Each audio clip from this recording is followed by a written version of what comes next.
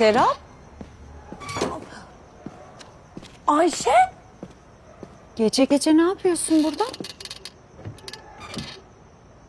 Liseden beri görüşmüyoruz ve bana sorduğun ilk soru bu mu?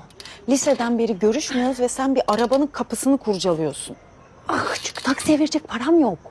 Normal insanlar böyle durumlarda yürümeyi tercih eder. Evet, çünkü normal insanlar sıkıcı.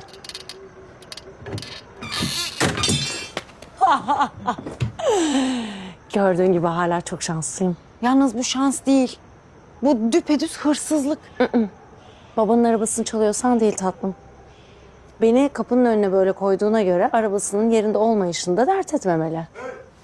Ne oluyor orada? Ne yapıyorsunuz? Sence şimdi ne yapmalıyız? Sence? Serap.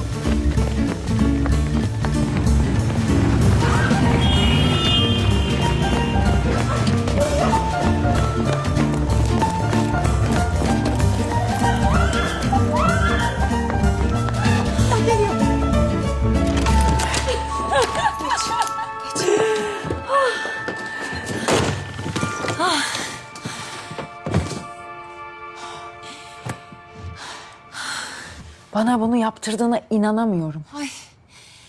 Biraz eğlendik işte. Fena mı?